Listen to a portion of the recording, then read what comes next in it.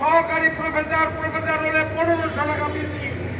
আমি সরকারের কাছে প্রশ্ন রাখতে চাই, একটি শ্রমিক পরিবার যদি অসুস্থ হয় কিভাবে বর্তমান প্রেক্ষিতে এই চিকিৎসা সেবা সে পাবে, তার নিশ্চয়তা কোথায়?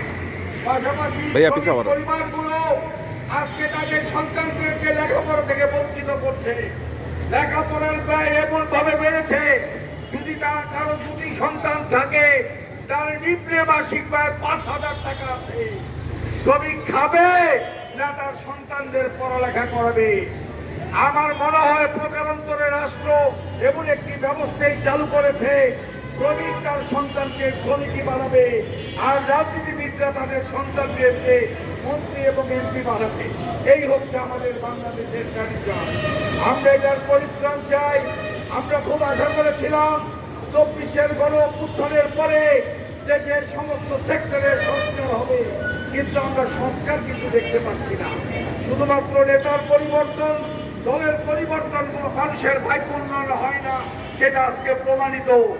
আমরা আবারও বলবো, আপনারা সবাই যারা নতুন সরকারে এসেছেন, অবিলম্বে আমাদের শ্রমিকদের জন্য সান্ধ্যকালীন চিকিৎসা সেবা চালু করেন।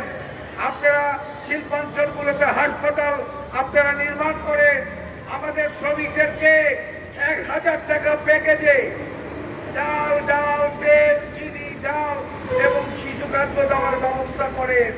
দেশের যদি সামরিক বাহিনীকে, পুলিশ বাহিনীকে যদি রেশন দিতে পারে, এ দেশের বৈদেশিক মুদ্রা অর্জনকারী শিল্পের শ্রমিকদেরকে কেন রেশন দেওয়া যাবে না? এবং সেই রেশন কেন সে বেশি দামে কিনবে? তাকে ভর্তুকি দিয়ে এই রেশন দিতে হবে। রাষ্ট্রের এটা দায়িত্ব এবং কর্তব্য। পাশাপাশি আমি বলবো, আমাদের বাড়ি ভাড়া আজকে যেভাবে বাড়ছে, বিদ্যুতের দাম বাড়লে আমার বাড়ি ভাড়া বেড়ে যায়, বাড়ির দাম বাড়লেই আমার বাড়ি ভাড়া বেড়ে যায়, গ্যাসের দাম বাড়লেই আমার বাড়ি ভাড়া বেড়ে যায়। কোন নীতি নৈতিকতা বাড়িওয়ালারা মানছেন না। আমার শ্রমিক সমাজ দিশেহারা। সরকারকে অবিলম্বে এই ধরনের বাড়ি ভাড়া বৃদ্ধিকে নিয়ন্ত্রণে পদক্ষেপ নিতে হবে। আর যদি তারা না পারেন, সরকার মালিকদের সাথে যৌথভাবে সমস্ত শিল্পাঞ্চলে ডরমেটরি নির্মাণ করুন। গার্মেন্টস শ্রমিকদের 6 দফা দাবি। বাংলাদেশ শ্রম আইন মোতাবেক অবিলম্বে নিম্নতম মজুরি বোর্ড গঠনের দাবিতে বাংলাদেশ শ্রমিক ঐক্য পরিষদ মানববন্ধন করছে বিভিন্ন দাবি দাবা নিয়ে জাতীয় প্রেস ক্লাবের সামনে। চাকরিচ্যুত করে ব্ল্যাক লিস্ট করা হচ্ছে। যদিও আইনে ব্ল্যাক লিস্ট নিষিদ্ধ করা হয়েছে, কিন্তু মালিকরা তা মানছেন না। তাদের গেটে নোটিশ বোর্ডে ছবি সহ আমার ব্যক্তিগত সমস্ত তথ্য তারা দিয়ে দিচ্ছেন। আমি কোথাও গিয়ে চাকরি পাচ্ছি না, আমার জীবনটাকে ধ্বংস করে দিচ্ছে, পরিবারকে অনিশ্চয়তার মুখে ঢেলে দিচ্ছে। এটা সরকারকে বন্ধ করার জন্য কঠোর পদক্ষেপ নিতে হবে। আবার পাশাপাশি কর্মক্ষেত্রে দুর্ঘটনা হলে বর্তমানে ব্র্যান্ডের টাকায় ইআইএস চালু আছে, কিন্তু 27 সালের জুন মাসের পরে ইআইএস চলবে কিনা আমরা জানি না।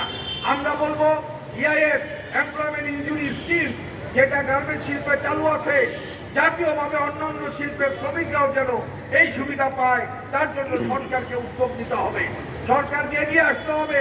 শুধু গার্মেন্টস শ্রমিকরা ভালো থাকলে চলবে না, আমার অন্যান্য শ্রমিকরাও ভালো থাকতে হবে।